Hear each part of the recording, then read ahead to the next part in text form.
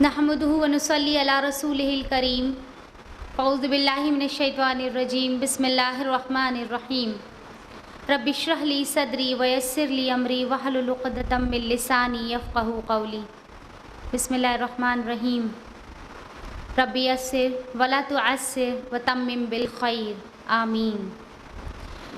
میں فارحہ بنت حکیم اللہ آج کے اس سیمینار میں آپ سب کا تہہ دل سے استقبال کرتی ہوں۔ السلام علیکم ورحمۃ اللہ وبرکاتہ۔ جیسا کہ آپ سب کو پتہ ہے کہ پریویس منتھ میں ہمارا لیکچر نہیں کنڈکٹ ہو سکا تھا، اور اس کی وجہ سے ہم لوگ پورے 2 مہینے کے بعد ملاقات کر رہے ہیں، کیونکہ رمضان کا آخر تھا اور عید کی آمد تھی، تو پورے 2 مہینے کے بعد آج ہماری ملاقات ہو رہی ہے۔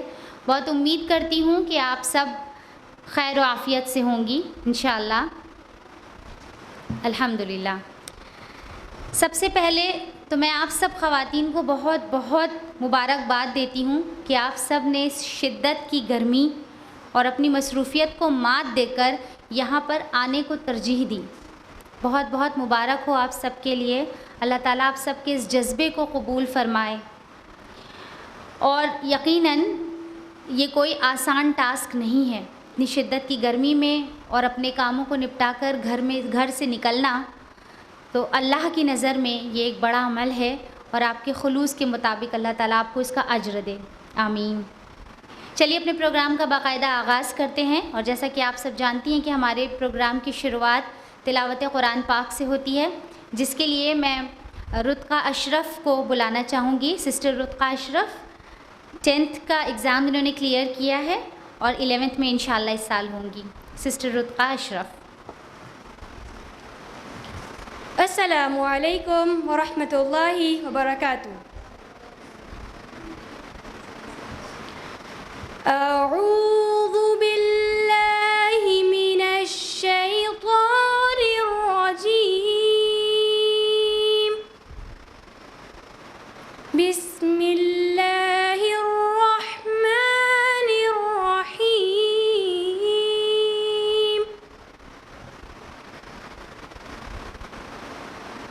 یا ایہا الذین آمنوا لا تلہکم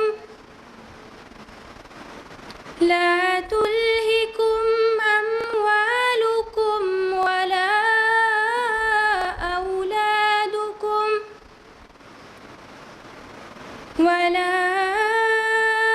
اولادکم عن ذکر اللہ،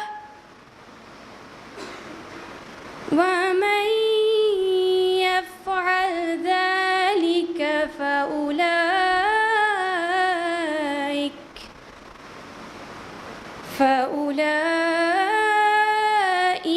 هم الخاسرون۔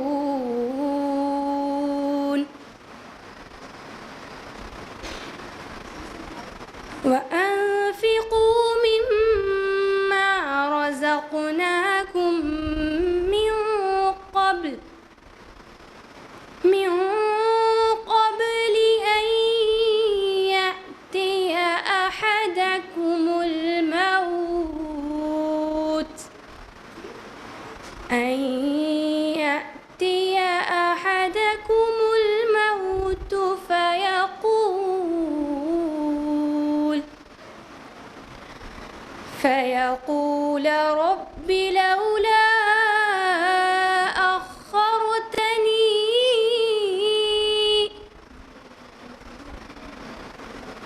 فيقول رب لولا أخرتني إلى أجل قريب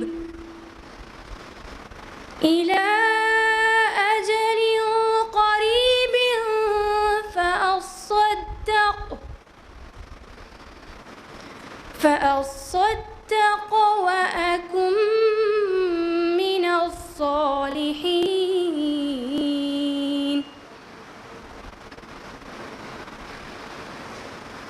ولن يؤخر الله نفسا إذا جاء أجلها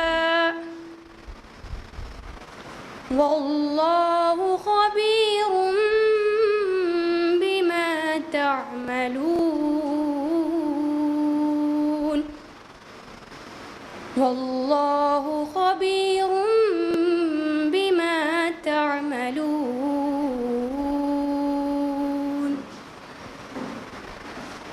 ابھی جو آپ نے قرأت سماعت فرمائی اس کا اردو ترجمہ یہ ہے۔ پناہ چاہتی ہوں میں اللہ تعالیٰ کی شیطان مردود سے، اللہ تعالیٰ جو بڑا مہربان اور نہایت رحم کرنے والا ہے۔ اے مسلمانوں، تمہارے مال اور تمہاری اولاد تمہیں اللہ کے ذکر سے غافل نہ کر دیں، اور جو ایسا کرے وہ بڑے ہی ضیاءکار لوگ ہیں۔ اور جو کچھ ہم نے تمہیں دے رکھا ہے اس میں سے اللہ کی راہ میں خرچ کرو، اس سے پہلے خرچ کرو کہ تم میں سے کسی کو موت آ جائے اور کہنے لگے اے میرے پروردگار، مجھے تو تھوڑی دیر کی مہلت کیوں نہیں دیتا کہ میں صدقہ کروں اور نیک لوگوں میں سے ہو جاؤں۔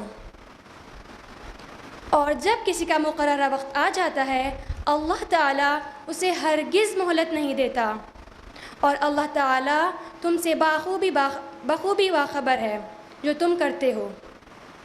جزاکم اللہ خیراً کثیرا۔ جزاک اللہ خیراً کثیرا سسٹر رفقہ۔ اللہ تعالیٰ اس قرآن کے ذریعے آپ کی دنیا اور آخرت دونوں سنوارے۔ may اللہ گرانٹ یو جنت الفردوس، آمین۔ اس خوبصورت قرأت کے بعد ہم اپنے پروگرام کو آگے بڑھاتے ہیں۔ پروگرام کو آگے بڑھانے سے پہلے میں IRO کا ایک بریف انٹروڈکشن آپ کے سامنے پیش کرنا چاہوں گی۔ IRO یعنی Islamic educational and research organisation کا قیام 2008 میں ہوا۔ اس تنظیم کا مقصد قرآن و سنت کی تعلیمات کو پھیلانا ہے، اور اگر ہم دیکھیں کہ گزرے کئی سالوں میں امت مسلمہ کی قرآن سے غفلت کی وجہ سے آج ہم مسلمان جس پستی اور ذلت کا سامنا کر رہے ہیں وہ قابل مذمت ہے، اور اس ذلت و گمراہی سے نکلنے کے لیے اگر کوئی ذریعہ ہے تو وہ صرف قرآن و سنت کی روشنی ہے، تو ہمیں اس سے قربت اختیار کرنی ہوگی۔ اسی مشن کو پورا کرنے کے لیے IRO مختلف طریقوں سے کوشاں ہیں، اور ہمارے پروگرامز کی لسٹ میں درس قرآن، درس سیرہ، درس حدیث، monthly seminar, on line lectures, تربیتی پروگرام، تجوید کلاسز، قرآن ڈسکشن وغیرہ ان سب چیزوں کو شامل کیا گیا ہے۔ اسی مشن کو آگے بڑھاتے ہوئے IERO نے تقویٰ اسلامک اسکول کا قیام کیا تاکہ امت مسلمہ کے بچے بچپن سے ہی قرآن و سنت کے علم سے بھی واقف ہوں اور ماڈرن ایجوکیشن بھی حاصل کرتے رہیں۔ اسی لیے ہم نے اس اسکول کا قیام کیا تاکہ ہمارے بچے دین کے داعی بن سکیں اور آگے چل کر قرآن کے پیغام کو عام کر سکیں۔ اور اسی سلسلے کی ایک کڑی، ایک جھلک آج آپ کو انشاءاللہ دیکھنے کو ملے گی۔ جی ہاں، کیونکہ آج کے ہمارے اس پروگرام میں جو اسپیکرز ہیں ان میں سے 2 اسپیکرز تقویٰ اسلامک اسکول کی اسٹوڈنٹس ہیں، الحمدللہ۔ پروگرام کو آگے بڑھاتے ہیں۔ آج کے اس پروگرام کا جو ٹاپک ہے وہ ہے فتنہ نفاق۔ تو سب سے پہلے میں اپنی پہلی اسپیکر سسٹر فاطمہ شاہد کو انوائٹ کرنا چاہوں گی اسٹیج پر۔ سسٹر فاطمہ شاہد جو کہ تقویٰ اسلامک اسکول کی 9th کلاس کی چھوٹی سی اسٹوڈنٹ ہیں، اور اتنی چھوٹی سی عمر میں انہوں نے اپنا مقصد اللہ کے دین کو فروغ دینا، اس کی خدمت میں لگا رکھا ہے۔ اور آج کے اس ٹاپک فتنہ نفاق میں سسٹر فاطمہ کا جو موضوع ہوگا وہ ہوگا اعتقادی منافقین۔ تو میں آپ کا زیادہ وقت نہ لیتے ہوئے انویٹیشن دیتی ہوں اپنی سسٹر فاطمہ شاہد کو، وہ اسٹیج پر آئیں، اس پروگرام کو آگے بڑھائیں۔ سسٹر فاطمہ۔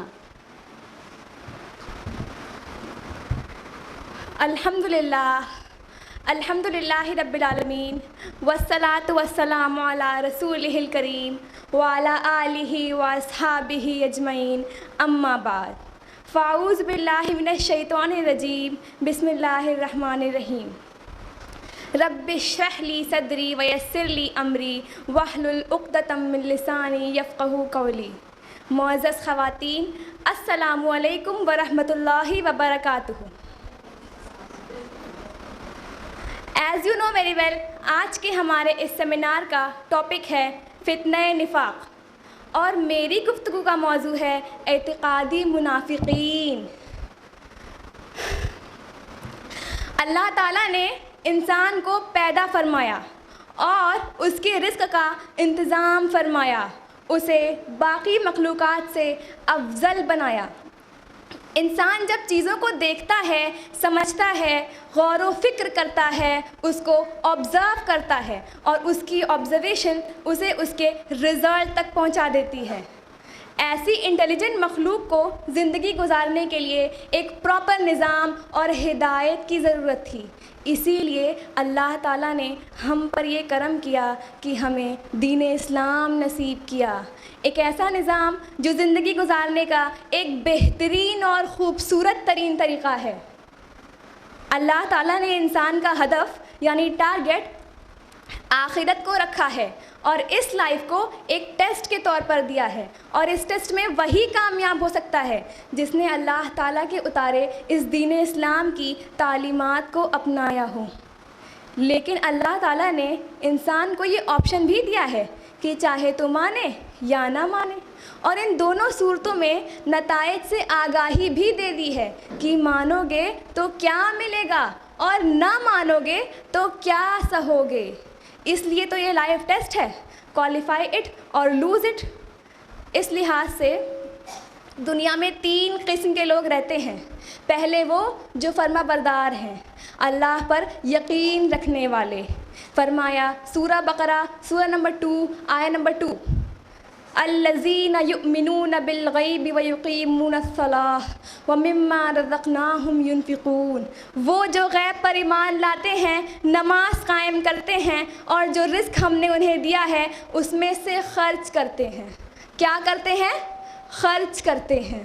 دوسرے وہ جو نافرمان ہیں، انکار کرنے والے، کھلم کھلا اپنی منمانی کرنے والے۔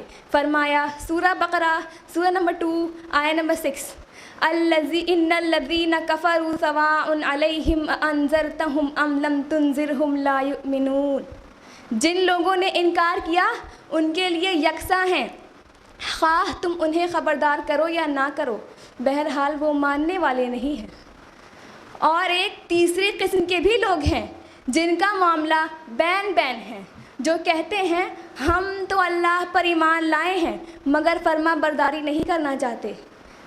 فرمایا سورہ بقرہ سورہ نمبر 2 آیہ نمبر 8، وَمِنَ النَّاسِ مَن يَقُولُ آمَنَّا بِاللَّهِ وَبِالْيَوْمِ الْآخِرِ وَمَا هُمْ بِمُؤْمِنِينَ، لوگوں میں کچھ ایسے بھی ہیں جو کہتے ہیں ہم تو اللہ اور آخرت کے دن پر ایمان لائے ہیں، در حقیقت وہ ایمان نہیں لائے ہیں۔ بس یہی لوگ منافقین ہیں۔ منافق لفظ نفاق سے بنا ہے۔ نفاق کا روٹ ورڈ ہے نفقہ، نون فا قاف، جس کا معنی ہے ایک طرف سے داخل ہو کر دوسری طرف سے نکل جانا۔ ٹنل کے لیے بھی نفقہ لفظ استعمال ہوتا ہے، یعنی سرنگ، جس میں ہم ایک طرف سے داخل ہوتے ہیں اور دوسری طرف سے نکل جاتے ہیں۔ اسی نفقہ سے لفظ نیفا بھی بنا ہے، یعنی پیجامے کا نیفا، جسے آپ سب نے دیکھا ہوگا، جس میں ہم ایک طرف سے کمر بند کو ڈالتے ہیں اور دوسری طرف سے نکال لیتے ہیں۔ اسلامی اصطلاح میں منافق اس شخص کو کہتے ہیں جس کے دل میں ایک طرف سے ایمان داخل ہوتا ہے اور دوسری طرف سے نکل جاتا ہے، تھمتا نہیں ہے، جو دو منہ شخص ہوتا ہے، یعنی کہ ہپوکریٹ، جو زبان سے تو ایمان لانے کا اقرار کرتا ہے مگر اس کے دل میں ایمان نہیں ہوتا۔ منافق کی جمع ہے منافقون یا منافقین۔ نفاق 2 طرح کے ہوتے ہیں، پہلا نفاق فی العمل، دوسرا نفاق فی العقیدہ۔ اس پہلو سے ایک عملی نفاق ہوتا ہے اور ایک اعتقادی نفاق ہوتا ہے۔ عملی نفاق کو ہم لاشعوری نفاق بھی کہہ سکتے ہیں اور اعتقادی نفاق کو شعوری نفاق بھی کہہ سکتے ہیں۔ جیسا کہ میں نے آپ کو پہلے ہی بتایا کہ میری گفتگو اعتقادی یا شعوری منافق پر مبنی ہوگی۔ یہ منافقین رسول اللہ کے دور میں وجود میں آئے۔ اب سوال یہ اٹھتا ہے کہ یہ منافقین وجود میں آ کیسے گئے، جبکہ اللہ کے رسول کے جاں نثار صحابہ کرام تو کتنے مخلص اور وفادار تھے۔ دراصل جب مسلمان ہجرت کر کے مدینہ پہنچے اور وہاں پر انصار کے بھرپور تعاون یعنی ہیلپ کی وجہ سے ایک اسلامی ریاست قائم ہو گئی، مسلمانوں کی تعداد میں اضافہ ہو گیا، بہت سے لوگوں نے اسلام قبول کر لیا۔ لیکن کچھ لوگ ایسے تھے جنہوں نے اسلام تو قبول کر لیا تھا مگر ابھی ان کے دلوں میں ایمان نہیں بیٹھ رہا تھا، وہ اللہ اور ان کے رسول سے اور مسلمانوں سے بغض رکھتے تھے۔ اس لیے اب مدینہ میں مسلمانوں کو اور اللہ کے رسول کو نہ صرف کفار اور اہل کتاب کا ڈر تھا بلکہ اب یہ منافقین بھی ایک بہت بڑا خطرہ بن چکے تھے۔ یہ وہ آستین کا سانپ تھے جو اللہ کے رسول اور مسلمانوں کے خلاف کانسپیریسیز کیا کرتے، ان کو لان تان کرتے، ان کے لیے مشکل کھڑی کرتے، اور تو اور یہ منافقین اپنی سازشوں میں اتنے آگے بڑھ گئے تھے کہ مسلمانوں کے غم میں بھی اپنی خوشی محسوس کرتے۔ یہ اعتقادی منافقین تھے جن کے بارے میں اللہ تعالیٰ نے اپنے رسول کو خود اطلاع دی کہ ان سے ہوشیار رہیں۔ ان سبھی منافقین میں سب سے اوپر تھا عبداللہ بن ابی، جسے رئیس المنافقین کہا گیا، that is the leader of the منافقین، منافقین کا سردار۔ یہ شخص آئے دن انصار کو بھڑکاتا کہ تم نے ان مہاجرین کی مدد کیوں کی، یہ لوگ تمہاری مال و ماتا پر قابض ہو جائیں گے۔ فرمایا سورہ منافقون سورہ نمبر 63 آیہ نمبر 7، ہم الذین یقولون لا تنفقوا علی من عند رسول اللہ حتی ینفضوا، یہ وہی لوگ ہیں جو کہتے ہیں رسول کے ساتھیوں پر خرچ کرنا بند کر دو تاکہ یہ منتشر ہو جائیں، اور تو اور جب یہ اللہ کے رسول کے پاس آتے تو قسمیں کھا کھا کر ایمان کا دعویٰ کرتے۔ فرمایا سورہ منافقون سورہ نمبر 63 آیہ نمبر 2، اتخذوا ایمانہم جنہ، ان لوگوں نے اپنی قسموں کو ڈھال بنا رکھا ہے۔ اصل میں یہ منافقین ڈرتے رہتے تھے کہ کہیں اللہ کے رسول کو ان کے ایمان کا پتہ نہ لگ جائے، یعنی چور کی داڑھی میں تنکا، اور یہ ہر آواز کو اپنے خلاف سمجھتے تھے۔ فرمایا سورہ منافقون سورہ نمبر 63 آیہ نمبر 4، یحسبون کل صیحۃ علیہم، اور ہر زور کی آواز کو اپنے خلاف سمجھتے ہیں۔ گویا یہ ڈرپوک بزدل منافقین اپنی سازشوں میں اتنے آگے بڑھ گئے تھے کہ اللہ کے رسول اور مسلمانوں کے لیے ایک بہت بڑی مشکل بن گئے تھے۔ اسلام کو بدنام کرنے والے، باطل کا ساتھ دینے والے، اور تو اور یہ لوگ اپنے فائدے کے لیے یہودیوں کے ساتھ گٹھ جوڑ بھی کر لیا کرتے۔ بات اصل میں یہ ہے کہ ان منافقین کے اندر بالکل یہود جیسی ہی خصلت پائی جاتی ہے، جیسے یہود تھے، جھوٹے، حق کو چھپانے والے، مکار، پیٹھ پر خنجر گھونپنے والے، وعدہ خلاف تھے، بالکل ویسے ہی منافقین پائے جاتے ہیں۔ اگر آپ سورہ بقرہ کا مطالعہ کریں گی تو آپ دیکھیں گی کہ ایمان لانے والوں کے بعد کفار کا ذکر ہے، اور کفار کے بعد ان منافقین کا لمبا سا ذکر ہے، اور اس کے بعد بنی اسرائیل پر ایک ڈیٹیل تذکرہ موجود ہے۔ ایسا اس لیے کیونکہ یہ منافقین بالکل اسی راہ پر چلتے تھے جس راہ پر بنی اسرائیل چلے، یعنی جیوز۔ آپ پورے قرآن کا مطالعہ کیجئے، آپ دیکھیں گی سب سے زیادہ منافقین کا ہی ذکر ہے۔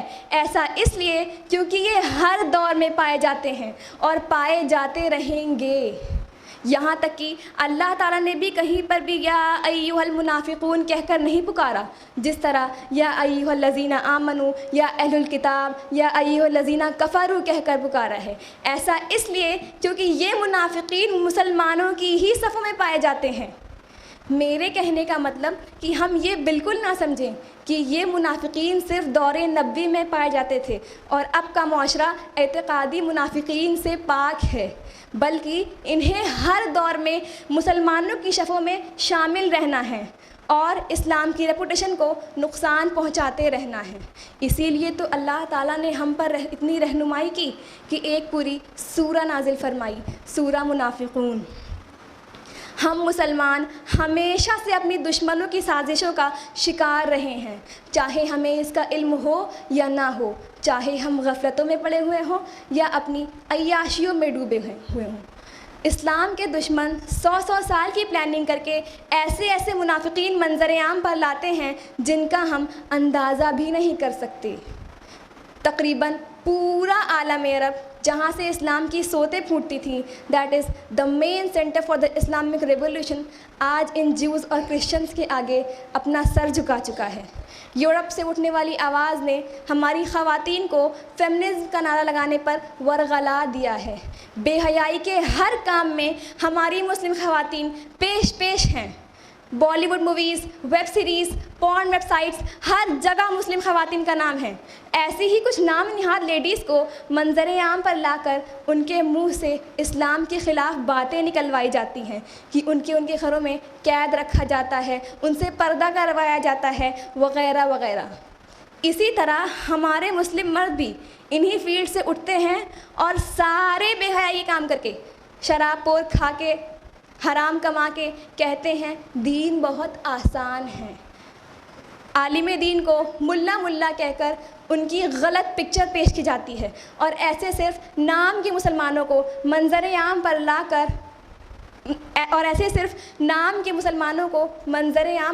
کر کہا جاتا ہے یہ ماڈرن اسلام ہے, سو فالو دیم ناٹ ملاس, زندگی آسان ہو جائے گی.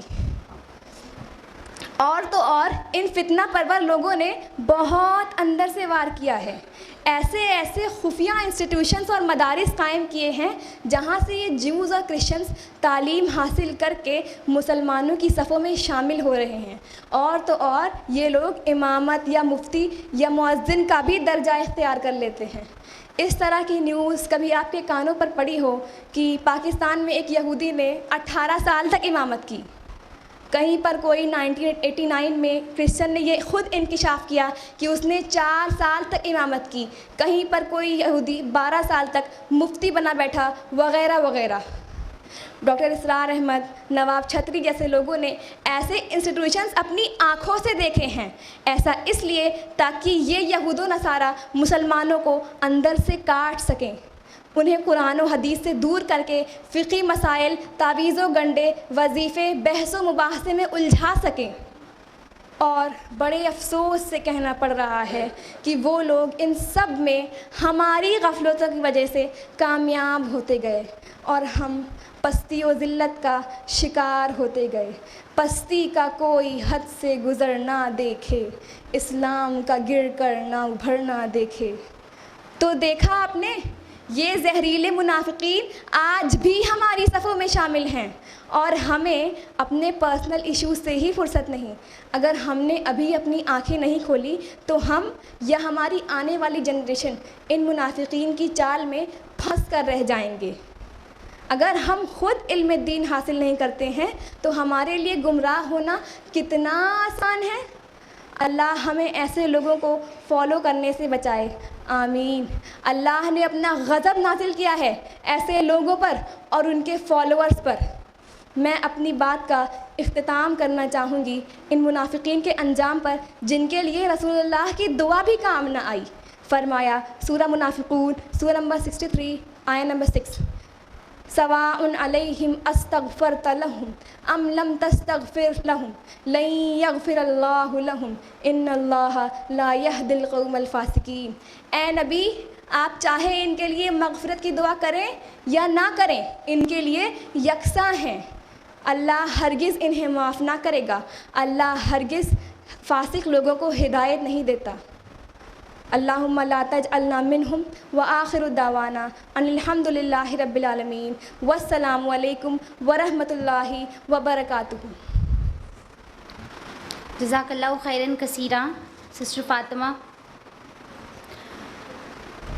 سسٹر نے ہمیں بہت ہی اچھے طریقے سے نفاق اور منافقین کے بارے میں ایکسپلین کیا, اور ہم نے یہ بھی دیکھا کہ یہ اعتقادی منافقین نہ صرف دور نبوی میں بلکہ آج دور حاضر میں بھی مسلمانوں کے درمیان موجود ہیں اور اسلام اور مسلمانوں کو نقصان پہنچانے کی کوشش میں لگے ہوئے ہیں.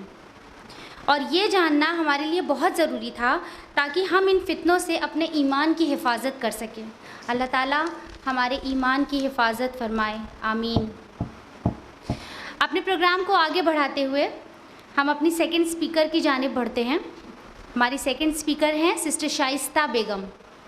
سسٹر شائستہ IERO کی سینئر گروپ کی ممبر ہیں اور مختلف طریقوں سے اپنی خدمات دیتی رہتی ہیں. انہوں نے اپنے لیکچرز نہ صرف الہ آباد بلکہ الہ آباد سے باہر بھی ڈیلیور کیے ہیں. اور میں صرف اتنا کہوں گی کہ جہاں آج کل کے یوتھس اپنا قیمتی وقت فضولیات میں صرف کر رہے ہیں، وہاں سسٹر شائستہ نے بہت ہی عقل مندی کا مظاہرہ کرتے ہوئے اپنے وقت کو اللہ کی راہ میں صرف کر رکھا ہے. اور نہ صرف IERO کی ممبر ہیں یہ، بلکہ اس کے ساتھ ہی ساتھ تقوی اسلامک اسکول میں ایز اے ڈرائنگ ٹیچر بھی خدمتیں پیش کر رہی ہیں. اور ان کی خدمات اتنی زیادہ ہے کہ مجھے سمجھ نہیں آ رہا کہ میں کہاں سے شروع کروں اور کہاں پر ختم کروں. بس اتنا ہی کہنا چاہوں گی ان کے لیے کہ میری زندگی کا مقصد تیرے دین کی سرفرازی، میں اسی لیے مسلمان، میں اسی لیے نمازی. تو میں زیادہ وقت نہ لیتے ہوئے اسٹیج پر انوائٹ کرنا چاہوں گی سسٹر شائستہ بیگم کو، وہ آئیں پروگرام کو آگے بڑھائیں. سسٹر شائستہ بیگم. الحمدللہ رب العالمین والصلاة والسلام علی رسولہ الکریم وعلی آلہ واصحابہ اجمعین، اما بعد. اعوذ باللہ من الشیطان الرجیم، بسم اللہ الرحمن الرحیم. ان المنافقین فی الدرک الاسفل من النار. بسم اللہ الرحمن الرحیم. رب اشرح لی صدری ویسر لی امری واحلل عقدۃ من لسانی یفقہوا قولی. My dear sisters, السلام علیکم ورحمۃ اللہ وبرکاتہ. جیسا کہ آپ سبھی کے علم میں آ چکے ہیں کہ آج کے ہمارے سیمینار کا ٹاپک ہے فتنہ نفاق.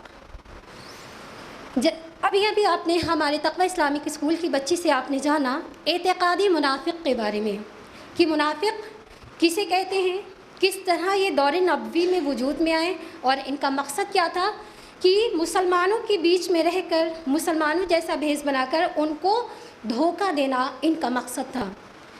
میری گفتگو مبنی ہوگی انشاءاللہ تعالی عملی منافق کے متعلق.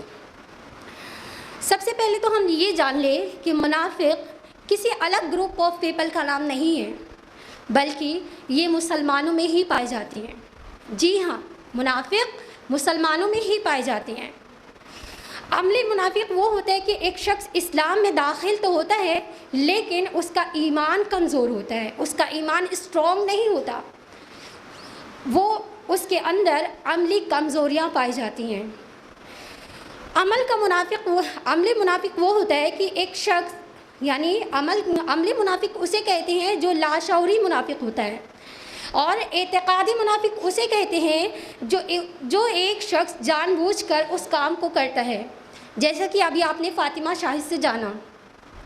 تو عمل کا منافق یعنی کہ عملی منافق وہ ہے کہ ایک شخص اسلام میں داخل تو ہوتا ہے لیکن ایک شخص اسلام میں داخل ہوتا ہے یا پھر اپنے آبائی دین کی وجہ سے وہ مسلمان ہے، کلمہ گو ہے، لیکن اس کی بدعمالیوں اور ایمان کی کمزوریوں کی وجہ سے اس کا ایمان جو ہے وہ دھیرے دھیرے گھٹتا چلا جاتا ہے. اور جب اس کا ایمان دھیرے دھیرے گھٹتا چلا جاتا ہے تو نفاق اس کے دل میں جگہ بنا لیتا ہے. تو اس لیے ایسے شخص کو لاشعوری منافق یا پھر عملی منافق بھی کہہ سکتے ہیں.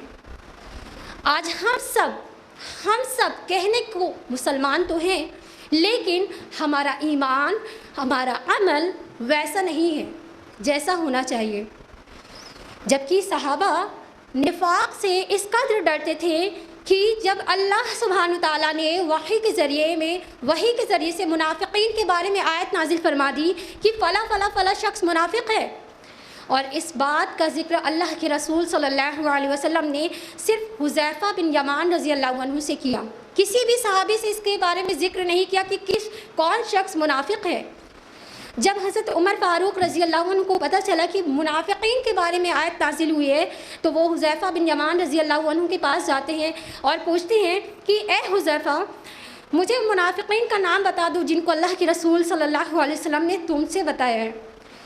تو حذیفہ بن یمان رضی اللہ عنہ کہتے ہیں کہ جس بات کا ذکر اللہ کے رسول صلی اللہ علیہ وسلم نے آپ سے نہیں کیا اس بات کا ذکر میں کیسے کر سکتا ہوں.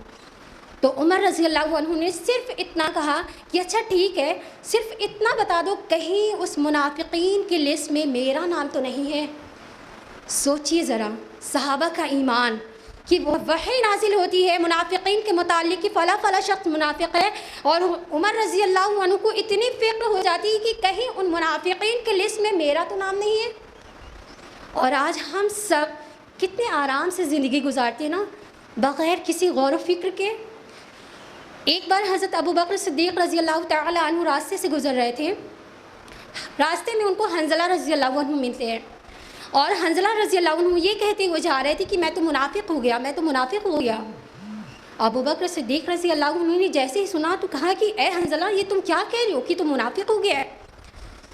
تو حنظلہ رضی اللہ عنہ نے کہا کہ جب میں اللہ کے رسول صلی اللہ علیہ وسلم کے مجلس میں ہوتا ہوں اور آپ سے بات چیت کرتا ہوں تو میرا ایمان بڑھ جاتا ہے، جیسے ہی میں اپنے اہل و عیال کی طرف جاتا ہوں، تجارت کے لیے جاتا ہوں تو میرا ایمان ویسا نہیں رہتا۔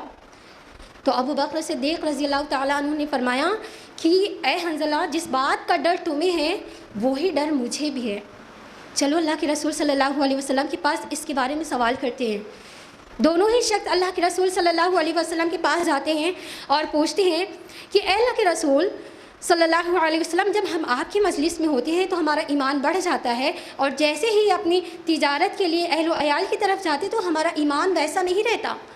تو اللہ کے رسول صلی اللہ علیہ وسلم نے فرمایا کہ اگر تمہارا ایمان دینی محفل میں یعنی میری محفل میں رہنے کی وجہ سے بڑھ جاتا ہے اور یہاں سے جانے کے بعد بھی ویسا ہی رہے تو ایسے میں تو فرشتے تم سے مصافحہ کریں۔ کہنے کا مطلب کیا تھا کہ انسان کا جو ایمان ہے یعنی انسانی فطرت ہوتی ہے کہ اس کا ایمان گھٹتا بڑھتا رہتا ہے، کبھی ڈاؤن ہوتا ہے تو کبھی ہائی ہوتا ہے۔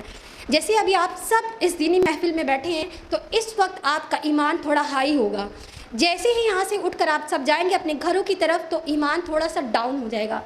اس کا مطلب ہرگز یہ نہیں ہے کہ یہ نفاق کی علامت ہے۔ تو صحابہ چھوٹی چھوٹی چیزوں میں ایک دم ڈر جایا کرتے تھے، کہیں یہ نفاق کی علامت تو نہیں، میرا ایمان تھوڑا سا ڈاؤن ہو گیا، کہیں یہ نفاق کی علامت تو نہیں۔ سوچیے ذرا کہ بڑے بڑے صحابہ جن کو اللہ سبحانہ تعالیٰ نے دنیا میں ہی جنت کی بشارت دے دی، عشرہ مبشرہ میں سے تھے، حضرت ابو بکر صدیق رضی اللہ تعالیٰ عنہ، حضرت عمر فاروق رضی اللہ تعالیٰ عنہ جیسے جلیل القدر صحابہ وہ نفاق کی علامت سے اس قدر ڈرتے تھے، تو ہم اور آپ کیسے مطمئن رہ سکتے ہیں؟ کیسے مطمئن رہ سکتے ہیں؟ حسن بصری رحمہ اللہ کہتے ہیں کہ نفاق اور اس کی علامات سے جو ڈرتا ہے وہ مومن ہے۔ نفاق اور اس کی علامات سے جو ڈرتا ہے وہ مومن ہے، اور جو شخص یہ سمجھتا ہے یا یہ سمجھتی ہے کہ میں تو منافق نہیں ہو سکتی، میرے اندر تو نفاق کی بیماری ہو ہی نہیں سکتی، اور پرسکون سے زندگی گزارتا ہے بڑی آرام کے ساتھ، وہی شخص منافق ہے۔ جو اپنی زندگی کو لگزوریس میں گزارتا ہے، بڑے اطمینان کے ساتھ جیتا ہے، تو ایسے شخص کے بارے میں ہی کہا گیا کہ وہی شخص منافق ہے۔ منافق چونکہ ہر دور میں رہے ہیں، رسول اللہ صلی اللہ علیہ وسلم کے زمانے میں بھی، صحابہ کے زمانے میں بھی، آج بھی ہیں اور قیامت تک رہیں گے۔ اس سے پہلے کہ ہم نفاق کے سمٹمز کے بارے میں جانیں، سب سے پہلے ہم سب یہ جان لیں، سب سے پہلے میں آپ سب کو یہ بتانا چاہوں گی جتنی بھی علامات کا ذکر میں آپ سے کروں گی، ہر شخص صرف اپنے آپ کو چیک کرے گا کہ اس کے اندر کہیں نفاق کی علامت تو نہیں ہے۔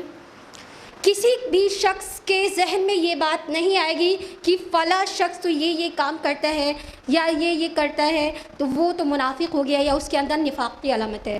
نہیں، ہر شخص کو اپنا جائزہ لینا ہے، اپنے آپ کو چیک کرنا ہے، کیونکہ اللہ کے رسول صلی اللہ علیہ وسلم نے فرمایا ہے کہ کوئی بھی شخص کسی کو نہ تو کافر اور نہ ہی منافق کا ٹائٹل دے گا، لقب دے گا۔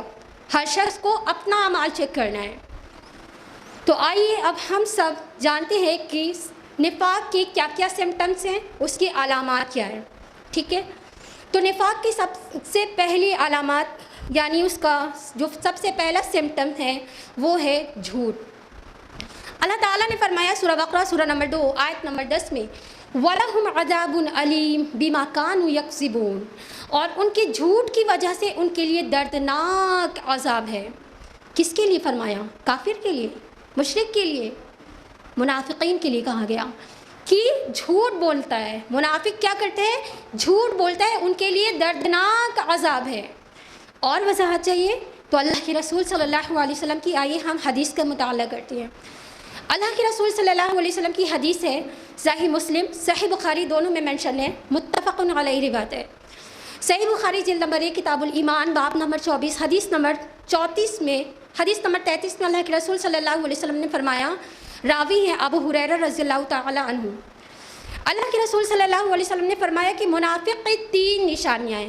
پہلا، بولے تو جھوٹ بولے، دوسرا وعدہ کرے تو وعدہ خلافی کرے، تیسرا امانت رکھی جائے تو خیانت کرے۔ تو ہم میں سے کون شخص ایسا ہے جو پورے دن، پورے ہفتے، مہینے جھوٹ نہیں بولتا؟ ہے کوئی ایسا جو پورے دن گزر جاتا ہے، ہفتہ گزر جاتا ہے، مہینے بھر گزر جاتے ہیں، ہم میں سے کوئی ایسا شخص ہے جو جھوٹ نہیں بولتا؟ آج مسلمانوں کا حال یہ ہے کہ ان کی صبح سے شام ایسی نہیں گزرتی کہ وہ جھوٹ بولے بغیر رہ سکتے ہوں۔ ورک پلیس پر، بزنس میں تو سب سے زیادہ مرد حضرات جھوٹ بولتے ہیں، فرینڈ سے، پڑوسیوں سے، سب کے ساتھ جھوٹ بولتے ہیں۔ ہم خواتین اپنے آپ کو بہت سیف نہ سمجھیں کہ ہم تو بہت پاک باز ہیں، ہم تو جھوٹ نہیں بولتے۔ فیملی میٹرز میں پڑوسیوں کے ساتھ، شوہر سے، بچوں کے ساتھ تو بے انتہا جھوٹ بولتے ہیں۔ بچہ اگر چھوٹا ہے تو اس کو بہلانے پھسلانے میں جھوٹ بولتے ہیں، بچہ کھانا نہیں کھاتا ہے تو اس کو طرح کی فلاں چیزیں نام لیتے ہیں، یہ آ جائے گا، وہ آ جائے گا، اس طرح سے بچوں کو ڈرا دھمکا کر مائیں کھانا کھلاتی ہیں۔ ماں اگر کہیں جا رہی ہے تو بچہ پوچھتا ہے مما کہاں جا رہی ہو؟ تو مما کہتی ہے کہ بیٹا ڈاکٹر کے پاس جا رہے ہیں، جبکہ وہ شاپنگ کے لیے جا رہی تھی۔ تو اس طرح کیا کہ ہم نے بچوں کے سامنے ہم جھوٹ بولتے ہیں کہ اگر ہم نے سچ بولا تو بچہ بھی ضد کرنے لگے گا، نہیں مما میں بھی آپ کے ساتھ چلوں گی۔ تو اس قدر ہم کیا کرتے ہیں، چھوٹے معصوم بچوں کے سامنے جھوٹ بولتے ہیں، اور پھر ہم یہ امید کرتے ہیں کہ ہمارا بچہ بڑا ہو کر صادق نکلے گا۔ اتنا ہی نہیں، لوگوں کو ہنسانے کے لیے بھی لوگ جھوٹ بولتے ہیں۔ بھائی بڑا کامن ہے کہ اگر کوئی اداس بیٹھا ہے تو اپنے آپ کو بڑا فخر سمجھتے ہیں، کسی کے اندر بہت ٹیلنٹ ہے، ابھی میں دیکھو 2 منٹ میں اس چٹکیوں میں اس کو کیسے ہنساتی ہوں میں اس شخص کو۔ یعنی گناہ کو لوگ گناہ ہی نہیں سمجھ لے کہ جھوٹ بولنا بھی کبیرہ گناہ ہے۔ ہاں، آج چونکہ سوشل میڈیا کا زمانہ ہے، لوگ فیس بک، اسٹیٹس، انسٹاگرام، ہر جگہ واٹس ایپ پر ایسے جوک بھیجتے ہیں جس میں جھوٹ بھی شامل ہوتا ہے۔ مقصد کیا ہوتا ہے اس کا کہ لوگ پڑھیں اور بڑے مزے سے ہنسیں اس کو۔ ہوتا بھی ہے کہ لوگ فالتو کے جوک پڑھتے ہیں جس میں جھوٹ بھی شامل ہوتا ہے۔ ہاں، اللہ کے رسول کی حدیث سنیے۔ اللہ کے رسول صلی اللہ علیہ وسلم نے فرمایا، ہاں مسند احمد کی حدیث ہے، حدیث نمبر 4990، اللہ کے رسول صلی اللہ علیہ وسلم نے فرمایا، اس شخص کے لیے ہلاکت ہو، اس شخص کے لیے ہلاکت ہو، اس شخص کے لیے ہلاکت ہو۔ صحابہ کرام رضی اللہ تعالی عنہم اجمعین نے پوچھا، اللہ کس کے لیے؟ فرمایا جو لوگوں کو ہنسانے کے لیے جھوٹ بولتا ہے۔ تو کتنا کامن ہے نا، لوگ ہنسی مذاق میں بھی جھوٹ بولتے ہیں کہ بھائی اگر کسی کو اگر ہنسا دیا جائے تو کیا بات ہے، کسی کا کچھ چلا جائے گا کیا؟ اگر کوئی شخص خوش ہو جاتا ہے تو اس میں کون سی بڑی بات ہے؟ اسلام میں، اب آپ یہ نہ مت سمجھیے کہ اسلام میں ہنسی مذاق کرنا بھی منع ہے، بالکل نہیں منع ہے۔ اسلام نے ہر چیز کو جائز طریقے سے کرنے کے لیے کہا ہے، لیکن اس میں جھوٹ شامل نہیں۔ کیا اللہ کے رسول صلی اللہ علیہ وسلم نے مذاق نہیں کیا؟ لیکن اس میں کوئی جھوٹ شامل نہیں ہوتا تھا۔ ایک بوڑھی عورت اللہ کے رسول صلی اللہ علیہ وسلم کے پاس آتی ہے اور کہتی ہے کہ اللہ کے رسول، آپ میرے لیے اللہ تعالیٰ سے دعا کریے کہ اللہ تعالیٰ مجھے جنت میں داخل کر دے۔ تو اللہ کے رسول صلی اللہ علیہ وسلم نے فرمایا کہ کوئی بھی بوڑھی عورت جنت میں داخل نہیں ہوگی۔ تو وہ بوڑھی عورت ناراض ہو کر وہاں سے جانے لگتی ہے۔ تو جیسے ہی جانے لگتی تو اللہ کے رسول صلی اللہ علیہ وسلم نے فرمایا کہ جنت میں تو ہر شخص جوان جائے گا، یعنی جو بوڑھا ہو کر مرے گا تو اللہ تعالیٰ اس کو بھی جوان کر کے جنت میں داخل کرے گا۔ کیا اس میں کوئی جھوٹ تھا؟ ایک شخص اللہ کے رسول صلی اللہ علیہ وسلم کے پاس آتے ہیں اور کہتے ہیں، اللہ کے رسول میں بہت ہی غریب انسان ہوں، آپ مجھے ایک اونٹ دے دیجئے، اور اگر آپ کے پاس نہ ہو تو آپ کسی سے لے کر مجھے دے دیجئے، آپ ذریعہ بن جائیے۔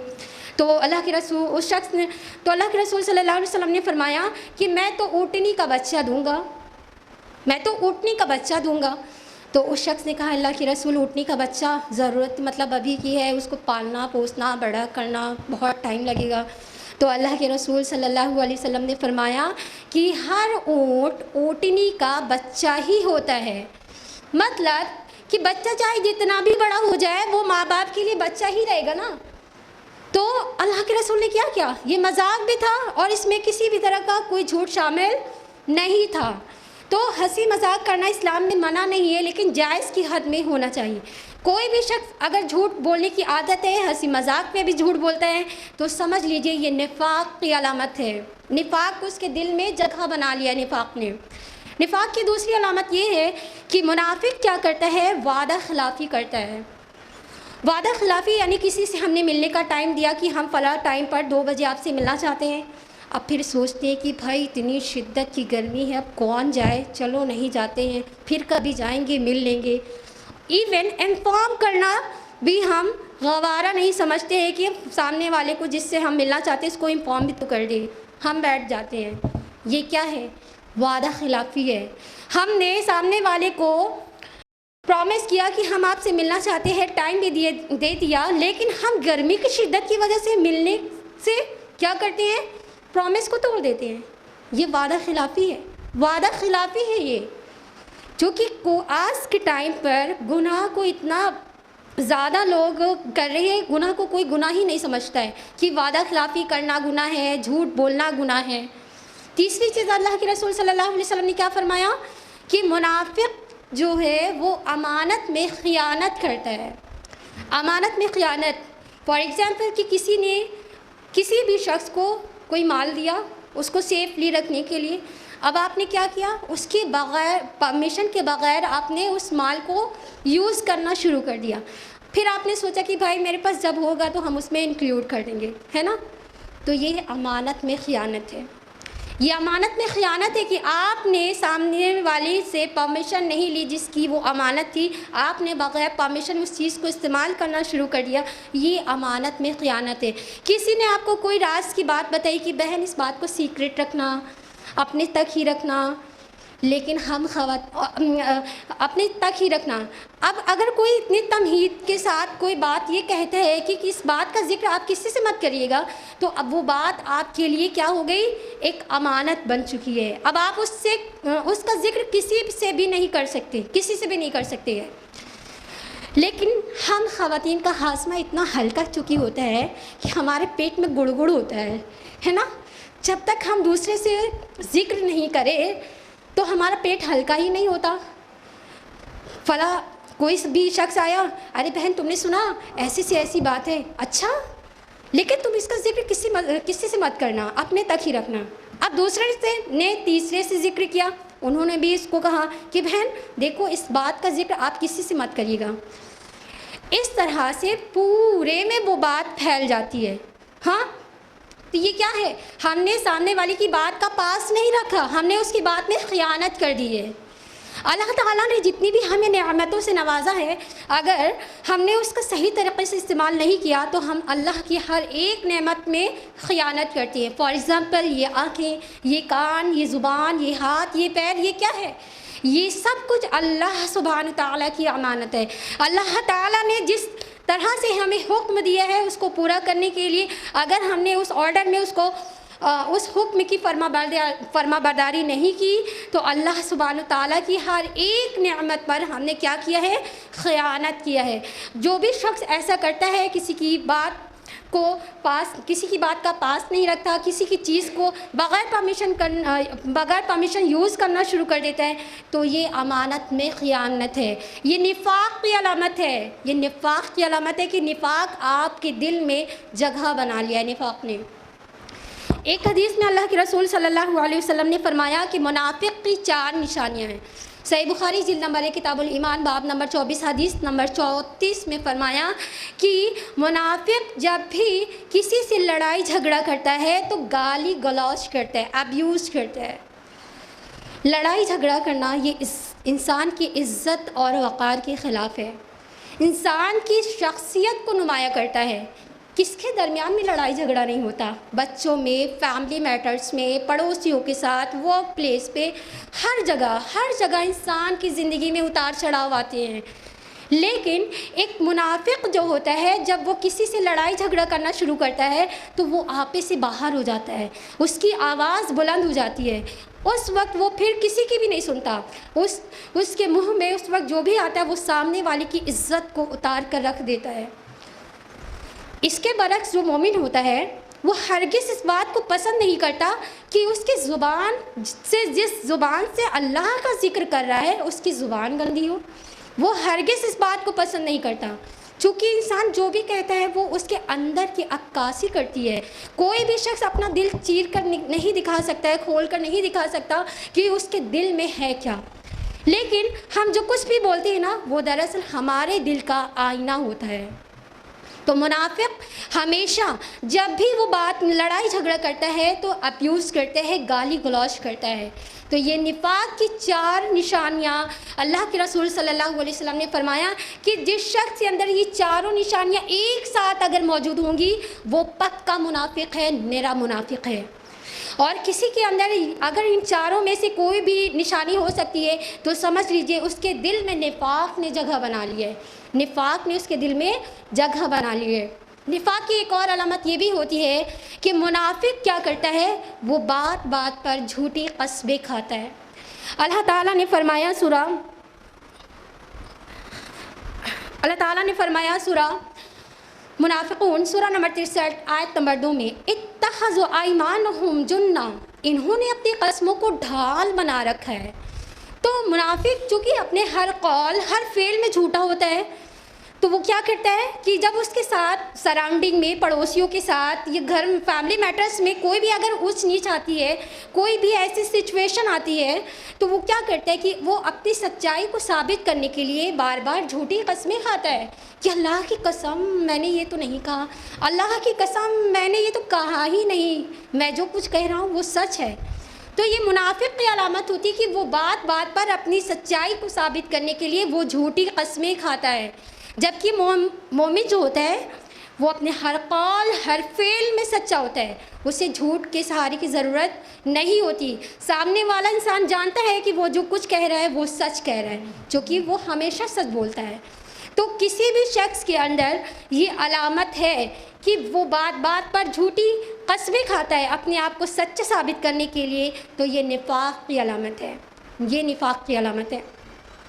نفاق کی ایک اور علامت یہ بھی ہے کہ منافق کیا کرتا ہے کہ عبادات میں سستی کرتا ہے، کاہلی کرتا ہے۔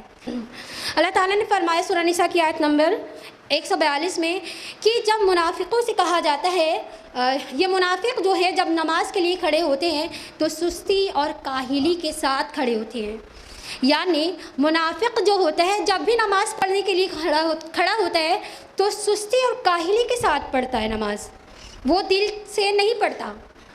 تو اس ٹائم کے جو منافقین تھے دور نبوی میں وہ بھلے ہی سستی اور کاہلی کے ساتھ نماز پڑھتے تھے۔ اچھا یہ بتائیے، ٹھیک ہے، اچھا یہ بتائیے کہ نماز کون پڑھتا ہے، مسلمان یا غیر مسلمان؟ کون پڑھتا ہے؟ آف کورس مسلمان پڑھتے ہیں نا۔ تو سوچئے اس ٹائم کے جو منافقین تھے وہ 5 وقت کی نمازیں پڑھتے تھے، بھلی وہ سستی اور کاہلی کے ساتھ پڑھتے تھے، لیکن پھر بھی وہ اسلام سے باہر، اور آج کا انسان بے نمازی ہونے کے باوجود بھی اپنے آپ کو مسلمان سمجھتا ہے۔ کتنی افسوس کی بات ہے نا کہ منافقین بھی نماز پڑھتے تھے لیکن وہ پھر بھی اسلام سے باہر، اور آج کا انسان بے نمازی ہونے کے باوجود بھی اپنے آپ کو مسلمان سمجھتا ہے۔ اللہ کے رسول صلی اللہ علیہ وسلم کی حدیث ہے، صحیح مسلم جلد نمبر 1 کتاب المساجد پیج نمبر 186۔ اللہ کے رسول صلی اللہ علیہ وسلم نے فرمایا کہ منافق پر فجر اور عشاء کی نماز بہت بھاری ہے، فجر اور عشاء کی نماز بہت بھاری ہے۔ اب ذرا ہم اپنی نمازوں کا جائزہ لے لیں کہ ہماری نمازوں کا کیا حال ہے۔ کہیں ایسا تو نہیں کہ گرمی کی شدت میں ہم اے سی کی ٹھنڈی ہوا میں پڑے سو رہے ہوتے ہیں، اور جب فجر کا وقت ہوتا ہے تو ہماری آنکھیں نہیں کھلتی، اور جب کھلتی بھی ہیں تو ہم ٹائم دیکھتے ہیں، ارے ابھی تو بہت ٹائم ہے، تھوڑی دیر اور سو لیتے ہیں، 10 منٹ اور جب اینڈ ہوتا ہے ایک دم پھر اٹھتے ہیں بڑی ہی کاہلی کے ساتھ، سستی کے ساتھ نماز ادا کر لیتے ہیں کسی بھی طرح۔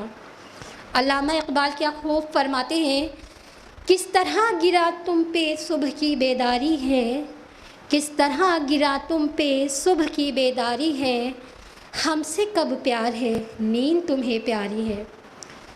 ایک انسان اگر اللہ سے محبت کرے تو وہ سو نہیں سکتا۔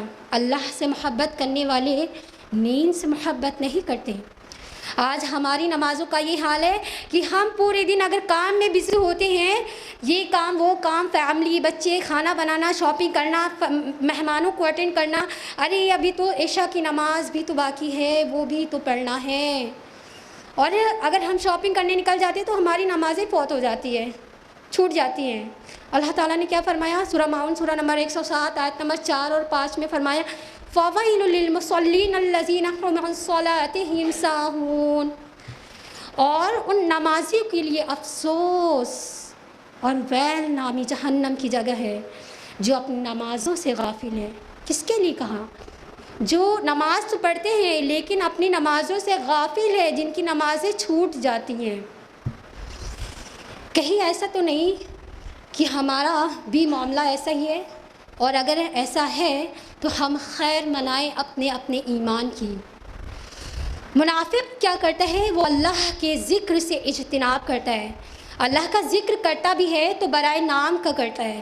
فرمایا سورہ نساء سورہ نمبر 4 آیت نمبر 142 میں وَلَا يَذْكُرُونَ اللَّهَ إِلَّا قَلِيلًا، اور یہ اللہ کا ذکر تو برائے نام کا کرتے ہیں۔ یعنی منافقین جب صلاح پڑھتا ہے، نماز پڑھتا ہے، تو اس کی نماز کیسی ہوتی ہے؟ اس کی نماز میں روح نہیں ہوتی ہے، خشوع خضوع نہیں ہوتا ہے، وہ اللہ کو یاد نہیں کرتا، وہ کسی طرح بس نماز تو پڑھ لیتا ہے۔ کیا پڑھ رہا ہے، کیا کتنی رکعت پڑھی، 3 پڑھی، 4 رکعت پڑھی، اس کو ہوش نہیں ہوتا ہے۔ وہ ذکر بھی کرتا ہے تو برائے نام کا اللہ کا ذکر کرتا ہے۔ اور جب انسان اللہ کا ذکر نہیں کرتا، صرف مختلف بالکل تھوڑا سا اللہ کا ذکر کرتا ہے، تو اس شخص کے دل میں بے چینی اور بے سکونی ہوتی ہے، جبکہ مومن کا معاملہ تو اس کے بالکل برعکس ہوتا ہے۔ اللہ تعالیٰ نے فرمایا سورہ رعد سورہ نمبر 13 آیت نمبر 28 میں فرمایا الذین آمنوا وتطمئن قلوبهم الا بذکر اللہ وتطمئن القلوب، اور ایمان والے تو وہ ہیں جب ان سے کہا، اور ایمان والے تو وہ ہیں کہ جن کے دل اللہ کے ذکر سے اطمینان حاصل کرتے ہیں۔ اور یاد رکھو اللہ کے ذکر سے ہی دلوں کو تسلی حاصل ہوتی ہے۔ تو ایک مومن کی نماز کیسی ہوتی ہے؟ جب وہ پڑھتا ہے تو اس کی نماز میں خشوع اور خضوع ہوتا ہے، وہ ایسا پڑھتا ہے کہ گویا اللہ اسے دیکھ رہا ہے یا وہ اللہ کو دیکھ رہا ہے۔ ہر وقت صرف نماز میں ہی وہ اللہ کو یاد نہیں رکھتا، ایون ہر کام میں، ہر معاملات میں، چلتے پھرتے کوئی بھی کام کر رہا ہے تو اس کی زبان پر اللہ کا ذکر جاری ہوتا ہے۔ اللہ تعالیٰ نے فرمایا سورہ بقرہ سورہ نمبر 2 آیت نمبر 152 میں فَاذْكُرُونِی اذْکُرْکُم، بس تم مجھے یاد رکھو میں تمہیں یاد رکھوں گا۔ تو جب مومن بندہ اللہ کو یاد رکھتا ہے تو اللہ سبحانہ تعالیٰ بھی اس بندے کو یاد رکھتا ہے۔ تو اگر کسی بھی شخص کی نماز ایسی ہے کہ وہ سستی اور کاہلی کے ساتھ پڑھتا ہے اور خشوع اور خضوع نہیں ہوتا ہے، برائے نام اللہ کا ذکر کرتا ہے، تو سمجھ لیجیے اس شخص کے اندر نفاق نے ڈیرا جما لیا ہے۔ نفاق کی ایک اور علامت یہ بھی ہے کہ منافق کیا کرتا ہے؟ منافق دھوکے باز ہوتا ہے۔ کیا ہوتا ہے؟ دھوکے باز ہوتا ہے۔ اللہ کے رسول صلی اللہ علیہ وسلم کے زمانے میں جب جنگ احد پیش آئی اور اس میں بالکل جنگ کے عین موقع پر کہ جنگ بس شروع ہونے والی ہے، عبداللہ بن ابی نے کیا کیا کہ 300 سے زیادہ منافقین کی ٹولی کو لے کر وہاں سے روانہ ہو گیا اور یہ کہا کہ میں یہ جنگ نہیں کرنا چاہتا، اور مجھے نہیں پتہ کہ اللہ کے رسول صلی اللہ علیہ وسلم یہ جنگ کیوں کرنا چاہتے ہیں۔ بالکل جنگ کے عین موقع پر وہ منافقوں کی ایک ٹولی کو لے کر وہاں سے روانہ ہو گیا اور مسلمانوں کو دھوکہ دے دیا۔ آج کے مسلمانوں کا کیا حال ہے؟ یہ تو اس ٹائم کے اعتقادی منافق کا یہ حال تھا۔ آج کے مسلمانوں کا یہ حال ہے کہ دنیا کی محبت، مال کی محبت ان کے دلوں میں اس قدر پیوست ہو چکی ہے کہ وہ کسی بھی شخص کو کسی بھی فیلڈ میں وہ دھوکہ دے سکتے ہیں، کسی بھی طرح سے۔ اکثر آپ نے سنا ہوگا نیوز پیپر میں، نیوز چینل میں اپنے پڑوسیوں کے سے یا پھر اپنے ریلیٹیو سے کہ فلاں شخص نے کوئی زمین خریدی، اور اس زمین کو خریدا تو لیکن اسی زمین کو ایک سے دوسرے شخص کے درمیان بیچ دیا گیا، دوسرے سے تیسرے میں، ہے نا، سنا ہے نا آپ لوگوں نے، یہ ایک ہی زمین کو، یہ کیا ہے، یہ فراڈ، دھوکے بازی، کہ آپ نے کوئی زمین خریدی اور اس کے کئی خریدار ہوتے ہیں، 2-3 لوگ خریدار ہوتے ہیں، تو یہ کیا ہے، آج کا مسلمان اس طرح سے فراڈ کرتا ہے، دھوکہ دیتا ہے، کیونکہ دنیا کی محبت ان کے دلوں میں پیوست ہو چکی ہے، ان کو تو صرف مال و متاع چاہیے، ان کو آخرت نہیں چاہیے، وہ دنیا سے محبت کرتے ہیں۔ تو کوئی بھی شخص اگر ایسا کرتا ہے تو اس کے اندر نفاق کی علامت ہے۔ نفاق کی ایک اور علامت یہ بھی ہوتی ہے کہ منافق کیا کرتا ہے، ریاکاری کرتا ہے۔ ریاکاری مطلب شو آف، دکھاوا۔ اللہ تعالیٰ نے فرمایا سورہ نساء سورہ نمبر 4 آیت نمبر 142 میں ہی، وَإِذَا قَامُوا إِلَى الصَّلَاةِ قَامُوا كُسَالَىٰ يُرَاءُونَ النَّاسَ، اور جب یہ نماز کے لیے کھڑے ہوتے ہیں تو بڑی ہی سستی اور کاہلی کے ساتھ لوگوں کو دکھانے کے لیے نماز پڑھتے ہیں۔ تو منافقین جو دور نبوی میں منافقین تھے، یہ بالکل آخری والی صف میں نماز کے لیے آ کے کھڑے ہوتے ہیں، یعنی اللہ کے رسول صلی اللہ علیہ وسلم جب نماز پڑھاتے تو یہ منافقین جو تھے بالکل آخری والی صف میں آ کے کھڑے ہوتے، کیونکہ ان کا مقصد کیا تھا، وہ اللہ کے لیے تو نماز نہیں پڑھتے تھے، وہ مسلمانوں کو دکھانے کے لیے نماز پڑھتے تھے، کیونکہ اگر وہ نماز نہ پڑھے تو ان کا نفاق کھل کر ظاہر ہو جاتا۔ تو اس طرح یہ منافقین عبادات میں کیا کرتے تھے، دکھاوا کرتے تھے۔ اب ذرا ہم اپنی نمازوں کا جائزہ لیں کہ کہیں ایسا تو نہیں ہے کہ ہم بھی نماز جب پڑھتے ہیں تو کسی کی آنے کی آہٹ ہم نے سنی تو ہم 2 سیکنڈ کے سجدے، 3 سیکنڈ کے سجدے جو ہیں اور زیادہ کر لیتے ہیں، تاکہ سامنے والے پر بھائی امپریشن پڑے کہ فلاں شخص کتنی اچھی نماز پڑھتا ہے۔ ہم ایسے تو نفل روزے نہیں رکھتے، لیکن جب ہمارے یہاں کوئی گیسٹ آ جاتا ہے تو بھائی ہم نفل روزے بھی رکھنا شروع کر دیتے ہیں، تاکہ لوگ سوچے بھائی کتنی پرہیزگار ہے، کتنی متقی ہے، فرض تو فرض، نفل روزے بھی رکھتی ہے۔ صدقہ خیرات اگر ہم کسی کو 10-20 روپے دے رہے ہوتے ہیں اکیلے میں، لیکن اگر ہم کسی شخص کے ساتھ ہیں، کوئی ہمارے ساتھ ہے، تو 50 سے 100 روپے ہم بڑھا کر دیتے ہیں۔ بھائی سامنے والے پر امپریشن بننا چاہیے کہ فلاں شخص کتنا خرچ کرتی ہے۔ ہاں، تو یہ کیا ہے، ریاکاری، دکھاوا، شو آف۔ اللہ کے رسول صلی اللہ علیہ وسلم کی حدیث ہے مسند احمد کی، جس نے دکھاوے کے لیے نماز پڑھی اس نے شرک کیا، جس نے دکھاوے کے لیے روزہ رکھا اس نے شرک کیا، جس نے دکھاوے کے لیے صدقہ خیرات کیا اس نے شرک کیا۔ صرف عبادات تک معاملہ ہمارا نہیں ہے کہ ہم صرف عبادات میں ہی ریاکاری کرتے ہیں، آج دنیا کے معاملات میں بھی ہم شو آف اتنا کرتے ہیں، اتنا دکھاوا کرتے ہیں کہ سامنے والے کا گھر اتنا اچھا ہے، ہم اس سے اچھا بنائیں گے، ہم اس سے شاندار ڈیکوریٹ کریں گے اپنے گھر کو، ہم اس سے زیادہ اچھا خوبصورت فرنیچر اپنے ڈائننگ روم میں لگوائیں گے، تاکہ بھائی جو بھی آئے وہ دیکھتا رہ جائے کہ بھائی کتنا شاندار گھر تھا۔ شادی میں تو اس طرح فضول خرچی کے ساتھ ساتھ شو آف اس قدر ہوتا ہے کہ جو سب سے مہنگا گیسٹ ہاؤس ہوگا ہم تو اس کو بک کریں گے، دلہن میک اپ کے لیے تو 50,000 خرچ کریں گے، کھانے میں 20 سے 25 طرح کی ڈشز ہونی چاہیے، مہندی کی رسم، ہلدی کی رسم بھی اتنی اعلیٰ طریقے سے ہم لوگ کرتے ہیں کہ اس میں چھوٹا موٹا ایک ولیمہ بھی ہو جائے۔ اس طرح سے شو آف، مقصد کیا ہوتا ہے کہ بھائی جو بھی گیسٹ آئے تو یاد رکھے فلاں کی بیٹی اتنی شاندار طریقے سے ہوئی تھی۔ ریاکاری تو ہر جگہ ہر معاملات میں ہم ریاکاری اور شو آف کرتے ہیں، اور کسی بھی شخص کے اندر یہ بیماری ہے، دکھاوا ہے، تو سمجھ لیجئے نفاق نے اس کے دل میں جگہ بنا لی ہے۔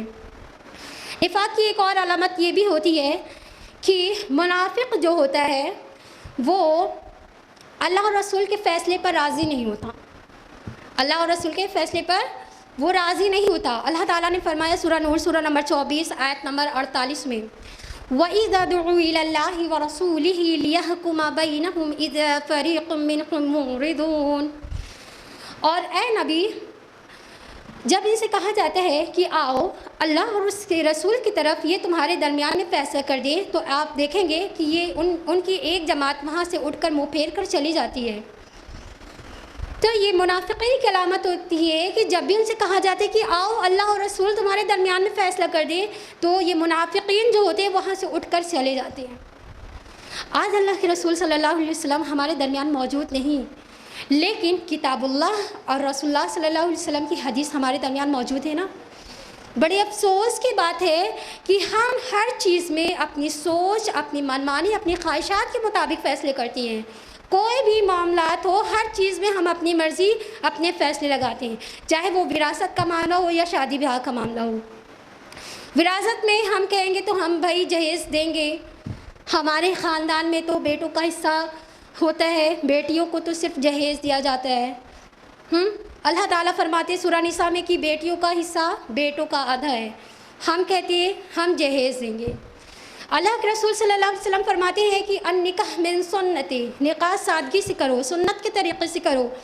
ہم تو بھائی بارات بھی لے جائیں گے، جہیز بھی لیں گے، ناچ گانے بھی ہوں گے، ہر چیز اپنے فیصلے، اپنی مرضی کے مطابق ہم کرتے ہیں. جبکہ مومن کا طرز عمل کیا ہوتا ہے؟ اللہ تعالیٰ نے فرمایا سورہ نور سورہ نمبر 24 آیت نمبر 51 میں کہ ایمان والے تو وہ ہیں کہ جب ان سے کہا جاتا ہے کہ آؤ اللہ اور اس کے رسول تمہارے درمیان میں فیصلہ کر دیں، تو یہ کہتے ہیں سمعنا واطعنا، ہم نے سنا اور مان لیا. یہی لوگ کامیاب ہونے والے ہیں. تو یہ مومن کی صفت ہوتی ہے کہ ہر چیز میں اللہ اور اس کے رسول کی پیروی کرتے ہیں. وہ ہر چیز میں اپنی ٹانگ نہیں اڑاتے، اپنی ہر چیز میں اپنے معاملات کو اللہ اور اس کے رسول کو پیچھے نہیں کر دیتے کہ ہم تو بھائی اپنے فیصلے چلائیں گے. مومن ہمیشہ اپنی زندگی اللہ اور اس کے رسول کے مطابق گزارتا ہے. تو اگر ہم ایسا کرتے ہیں کہ ہر معاملات میں ہمارا یہ طرز عمل ہوتا ہے کہ ہم تو بھائی جو کچھ بھی کریں گے، چاہے وہ حقیقے کا معاملہ ہو، سنت کا طریقہ نکل گیا، 7 سے 15 دن نکل گئے، ابھی ہمارے پاس اتنا بجٹ نہیں ہے نا، جب ہو جائے گا تو بڑے شاندار طریقے سے عقیقہ کریں گے. مطلب ہر چیز میں اپنی مرضی، ہر چیز میں اپنے فیصلے لگاتے ہیں. تو اگر ہم ایسا کرتے ہیں تو جان لیجئے یہ نفاق کی علامت ہے. نفاق کی ایک اور علامت یہ بھی ہے کہ اللہ کے منافق جو ہوتا ہے وہ ہمیشہ برائی کی طرف بلاتا ہے اور اچھائی سے روکتا ہے. اللہ تعالیٰ نے فرمایا سورہ توبہ سورہ نمبر 9 آیت نمبر 67 میں المنافقون والمنافقات بعضهم من بعض یأمرون بالمعروف وینہون عن المنکر. تمام منافق مرد اور عورت ایک ہی ہیں، یہ ہمیشہ برائی کا حکم دیتے ہیں اور اچھائی سے روکتے ہیں.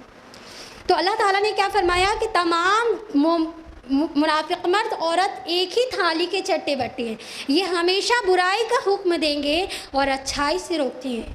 یہ تو اس ٹائم کے اعتقادی منافق کے بارے میں کہا گیا. آج کا اسلام کا دعویٰ کرنے والا انسان یعنی مسلمان بھی یہ صفت اپنے اندر رکھتا ہے. اکثر والدین یعنی پیرنٹس جو ہیں وہ اپنی اولاد کے لیے دین میں رکاوٹ بنتے ہیں کہ کہیں ان کا بیٹا یا بیٹی دین سیکھ لے اور کسی جماعت، کسی آرگنائزیشن سے نہ جڑ جائے اور وہ دنیا کی دوڑ سے پیچھے نہ رہ جائے. بچہ اگر اسلامک اسکول میں پڑھ رہا ہے تو پیرنٹس کو صرف یہ فکر لگی رہتی ہے کہیں میرا بچہ ادر بچوں کی کمپیریزن میں پیچھے نہ رہ جائے. صرف اور صرف یہ فکر لگی رہتی ہے. کوئی شخص اگر دینی محفل میں بیٹھا ہوا ہے، کتاب اللہ رسول اللہ صلی اللہ علیہ وسلم کی سنت کو سن رہا ہے، سمجھ رہا ہے، ہدایت پانے کی کوشش کرتا ہے، فلاں شخص نے سنا بھائی کہاں جاتی ہو؟ فلاں جگہ جاتے ہیں. اچھا وہاں کیوں جاتی ہو؟ پاگل ہو گئی کیا؟ ارے وہاں مت جایا کرو، 24 ہو جاؤ گے. جس طرح یہ منافقین دور نبوی میں اللہ کے رسول صلی اللہ علیہ وسلم کے پاس لوگوں کو جانے سے روکتے تھے کہ دیکھو تم محمد صلی اللہ علیہ وسلم کے پاس جانا ورنہ وہ تمہیں دین سے بے دین کر دے گا. اور آج کے مسلمانوں کا یہ حال ہے کہ کہیں بھی دینی محفل ہوتی ہے تو وہاں پر جانے سے روکتے ہیں. تو یہ کیا ہے؟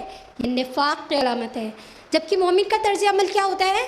مومن ہمیشہ اچھائی کی طرف بلاتا ہے اور برائی سے روکتا ہے. فرمایا اللہ سبحانہ تعالیٰ نے سورہ توبہ سورہ نمبر 9 آیت نمبر 71 میں المؤمنون والمؤمنات بعضهم اولیاء من بعض یأمرون بالمعروف وینہون عن المنکر. تمام مومن مرد اور مومن عورت ایک دوسرے کے مددگار ہیں، یہ ہمیشہ اچھائی کا حکم دیتے ہیں اور برائی سے روکتے ہیں. تو یہ مومن کی صفت ہوتی ہے کہ ہمیشہ لوگوں کو اچھائی کی طرف بلاتے ہیں اور برائی سے روکتے ہیں. اس کو کبھی بھی کوئی بھی موقع ملا تو فوراً ہی لوگوں کی اصلاح کرنا شروع کر دیتا ہے، اس کو اللہ رسول کی یعنی دین کی دعوت دینا شروع کر دیتا ہے۔ کوئی شخص اگر اللہ کی راہ میں مال خرچ کر رہا ہے تو اس کے لیے دعا کرتا ہے ایک مومن کہ اللہ اس کے مال کو قبول کر لے اور اس کے مال میں اور زیادہ برکت دے۔ جبکہ منافق کا طرز عمل کیا ہوتا ہے؟ وہ کہتا ہے کہ اگر پاگل ہو گئی ہے کیا، زبردستی اتنا زیادہ خرچ کر رہی ہوں، فیوچر کے لیے کچھ سیو کر رکھا ہے کہ نہیں، کہ جب کوئی پرابلم آئے گی تو پیسہ ہی نہیں رہے گا۔ تو یہ منافق تو خود تو خرچ کرتا نہیں ہے، اور جب کوئی شخص خرچ کرتا ہے تو اس کو اس راستے پر چلنے سے روکتا ہے۔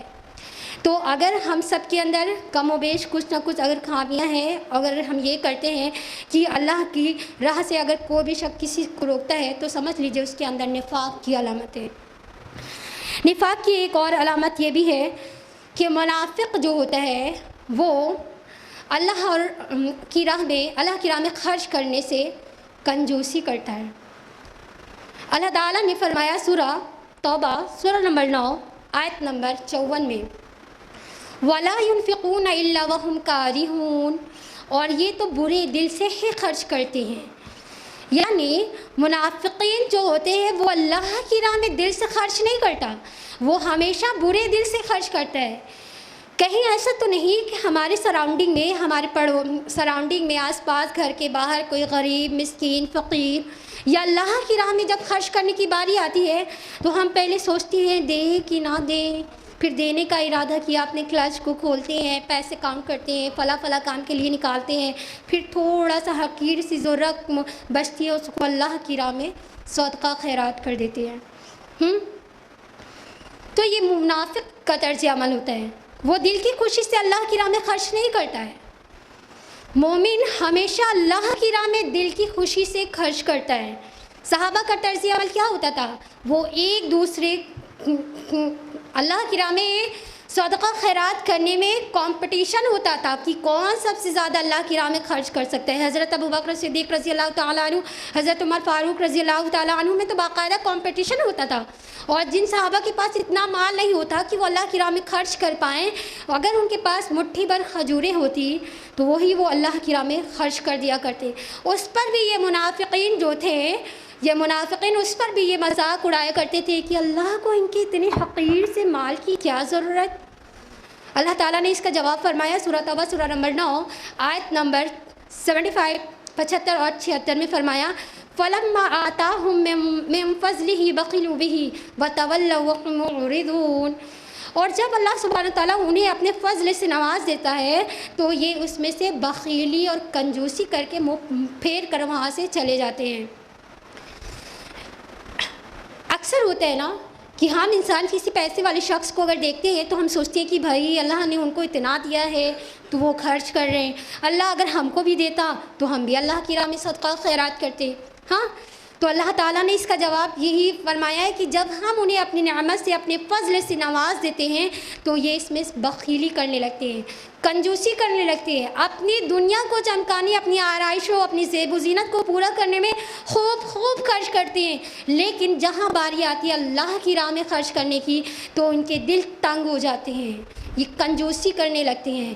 تو ایک مومن ہمیشہ جب بھی مال خرچ کرتا ہے وہ اللہ کی خوشی سے، اللہ کی خوشی کے لیے، دین کی سربلندی کے لیے خرچ کرتا ہے، دل کی خوشی سے خرچ کرتا ہے۔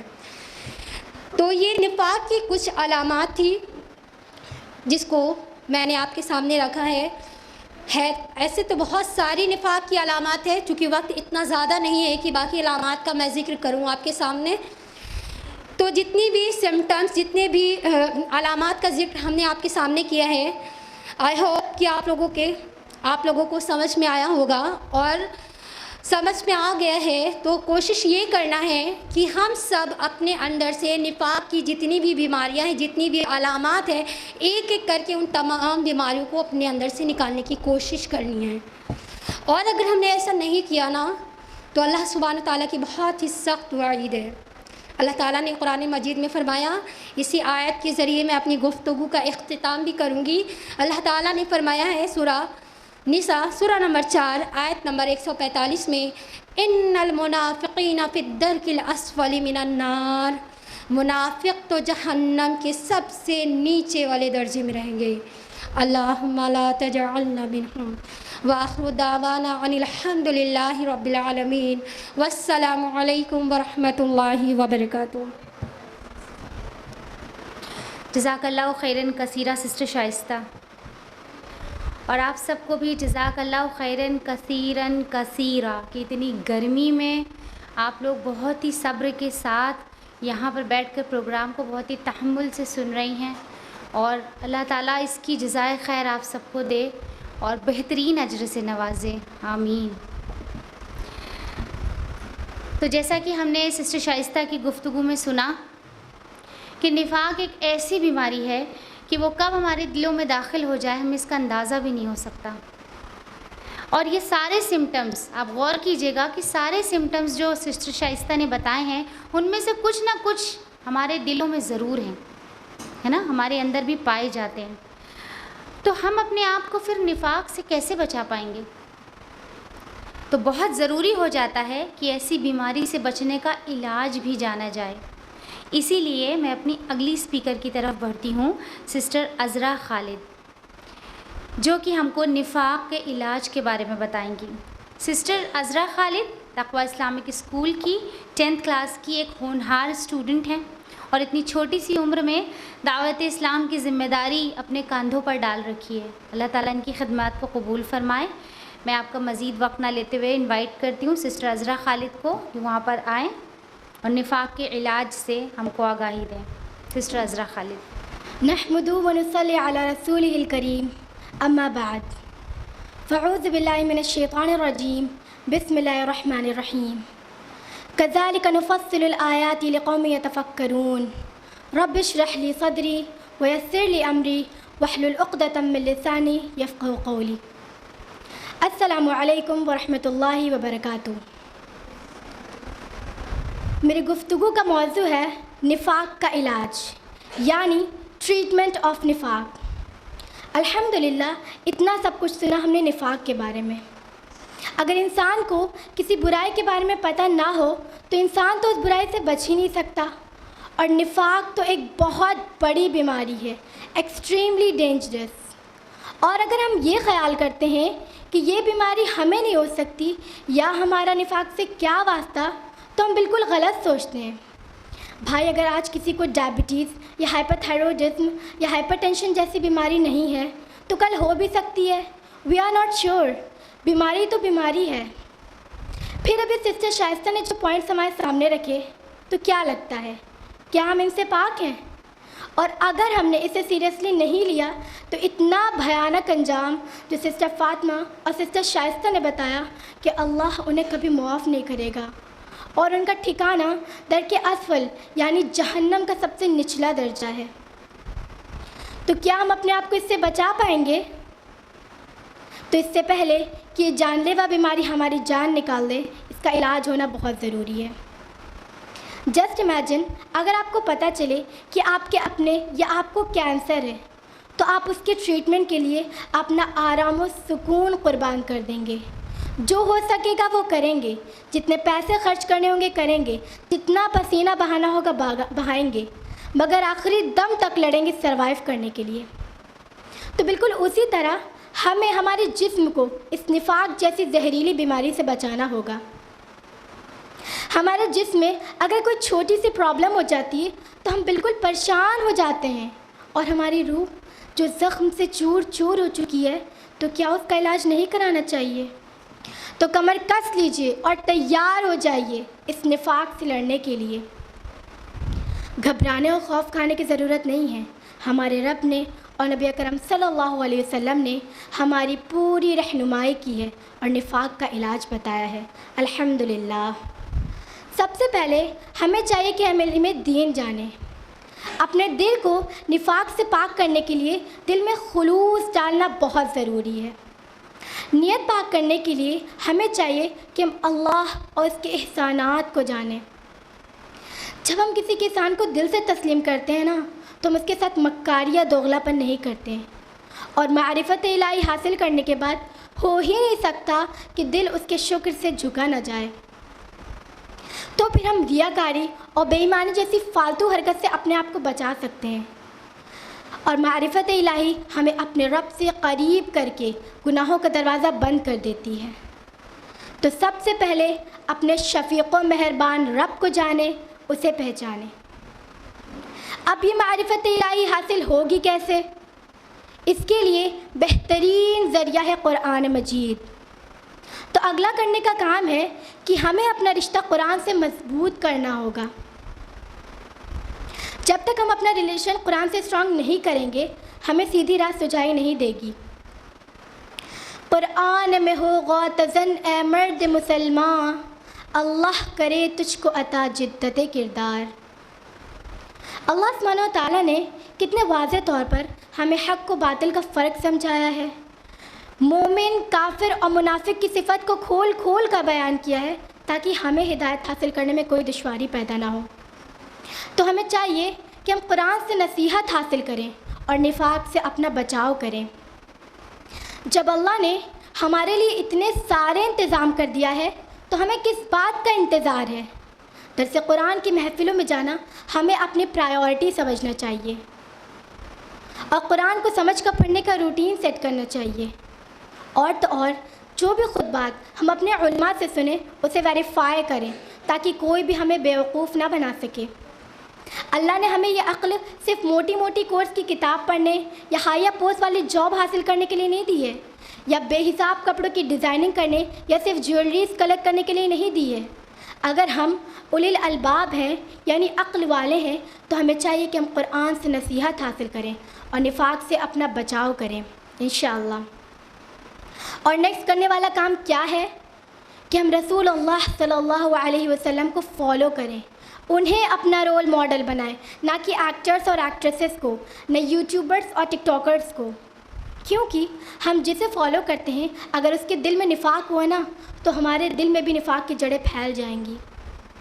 امام مالک کے موطا میں انس بن مالک رضی اللہ عنہ سے روایت ہے کہ رسول اللہ صلی اللہ علیہ وسلم نے ارشاد فرمایا، میں تمہارے درمیان دو چیزیں چھوڑ کر جا رہا ہوں، پہلا کتاب اللہ اور دوسرا میری سنت، جس نے اسے مضبوطی سے تھام کر رکھا وہ کبھی گمراہ نہیں ہوگا۔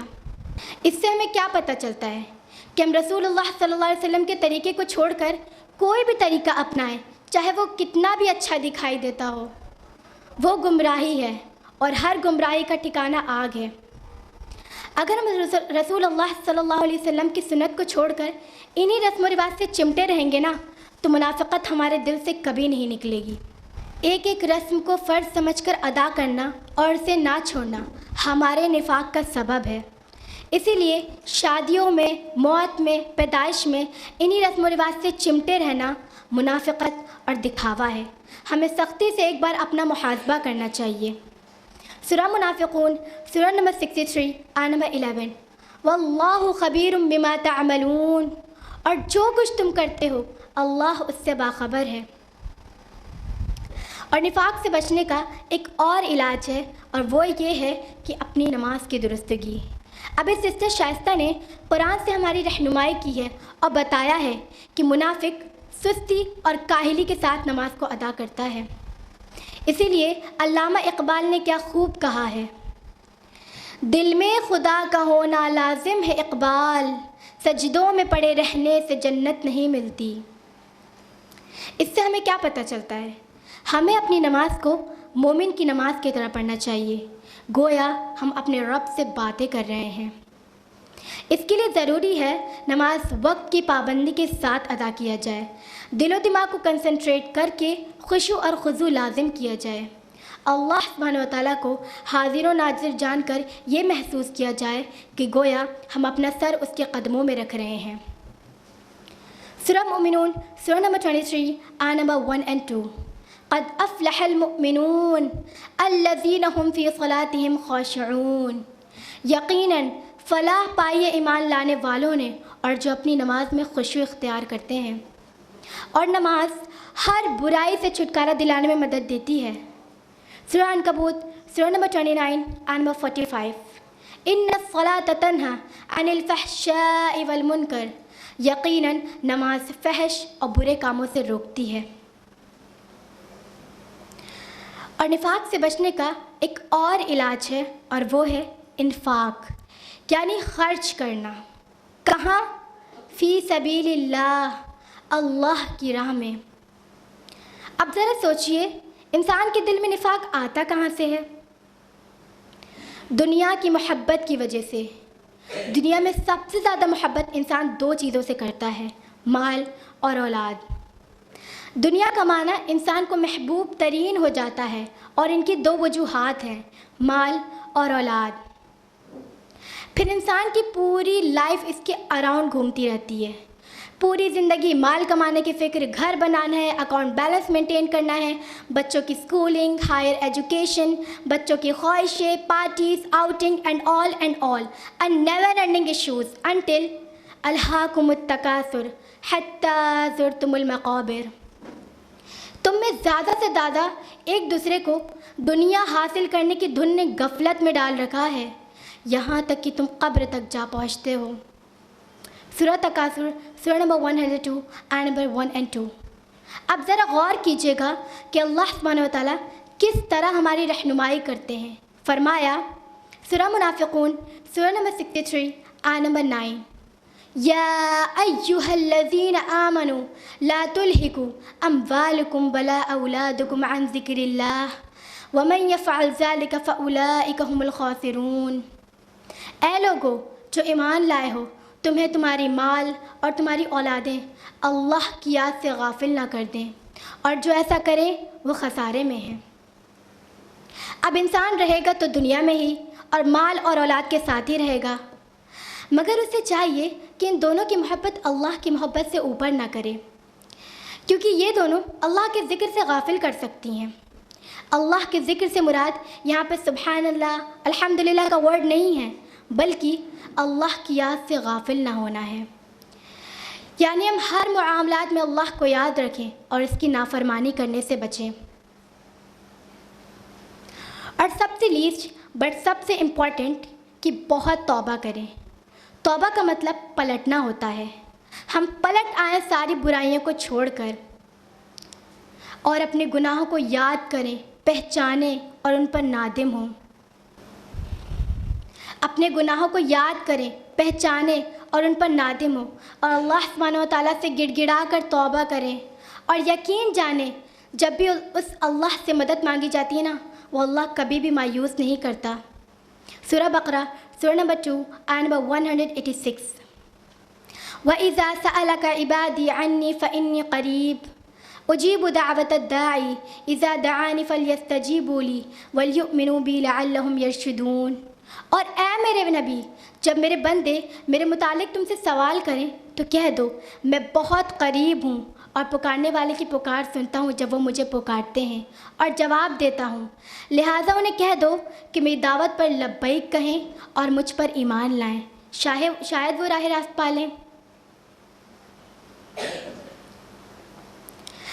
تو آئیے اب ہم عہد کریں کہ ہم ان بے وقوفوں کی طرح زندگی نہیں گزاریں گے جو سوچتے ہیں ہم نے کلمہ پڑھ لیا اب جنت ہمارے انتظار میں ہے، بلکہ عملی پہلو سے کوشش کریں گے، پیوریفائی کریں گے اور اپنے آپ کو نفاق سے بچائیں گے۔ میں اپنی بات کو ختم کرتی ہوں ایک دعا کے ساتھ۔ ابو داؤد والیوم نمبر 1 حدیث نمبر 284۔ اللہم اعنی علی ذکرک و شکرک و حسن عبادتک۔ اے میرے اللہ، مجھے توفیق دے کہ میں آپ کا ذکر کروں، کہ میں آپ کا شکر کروں اور اچھی طریقے سے آپ کی عبادت کروں، آمین۔ وآخر الدعوانا ان الحمد للہ رب العالمین، والسلام علیکم ورحمۃ اللہ وبرکاتہ۔ جزاک اللہ خیرن کثیرہ سسٹر عذرا خالد۔ اگر ایک جان لیوا بیماری کا علاج نہ ہو تو پھر آپ کو پتہ ہے نا کہ وہ بیماری ہمیں موت کے دہانے تک پہنچا دیتی ہے۔ سسٹر عذرا نے نفاق کا علاج بتا کر ہماری بہت بڑی مدد کی ہے تاکہ ہم اس بڑے خسارے سے اپنے آپ کو بچا سکیں۔ جزاک اللہ خیرہ سسٹر عذرا، may اللہ گرانٹ یو جنت الفردوس، آمین۔ تو یہ تھا IERO اور تقویٰ اسلامک اسکول کا ایفرٹ جس عمر میں بچے اپنی چھٹیوں کو گزارنے کے لیے نانی اور دادی کے گھر جاتے ہیں اور سیر سپاٹے کرتے ہیں، اس عمر میں یہ بچے اپنا وقت راہ خدا میں صرف کر رہے ہیں۔ اللہ ان کو دونوں جہانوں میں کامیابی عطا کرے، آمین۔ اور میں بہت بہت مبارکباد دیتی ہوں ان کے پیرنٹس کو، کیونکہ ان کے سپورٹ کے بغیر یہ آسان نہیں تھا۔ اللہ تعالیٰ ان کی اس خدمت کو قبول کرے۔ اور آپ سب بھی اگر ہماری اس تنظیم کا حصہ بننا چاہتی ہیں تو تنظیم آپ کا ویلکم کرتی ہے۔ ہمارے مختلف courses time to time launch کیے جاتے رہتے ہیں، اور بھی بہت سارے آن لائن کورسز اسٹارٹ کرنے کی پلاننگ چل رہی ہے، جس کے بارے میں آپ کو انفارم کیا جاتا رہے گا۔ میں اپنے پروگرام کا اختتام ایک اناؤنسمنٹ کے ساتھ کرتی ہوں کہ تقویٰ اسلامک اسکول کے ایڈمیشنز ابھی بھی اوپن ہیں، تو آپ میں سے جو بھی انٹرسٹڈ ہو یا آپ کے ریلیٹیوز، آپ کے فرینڈس، آپ ان تک یہ بات پہنچا دیں اور وہ اسکول کے آفس میں رابطہ کر سکتے ہیں۔ اور آپ سبھی کے لیے بہت ہی صبر و سکون اور صرف اللہ کی رضا کے لیے یہاں پر موجود ہیں۔ آپ سب کی کوششوں کو اللہ قبول کرے۔ آپ سب کے لیے دعائے خیر کرتے ہوئے میں اس پروگرام کا اختتام کرتی ہوں۔ سبحانک اللہم و بحمدک نشہد ان لا الہ الا انت نستغفرک و نتوب الیک۔ والسلام علیکم ورحمۃ اللہ وبرکاتہ۔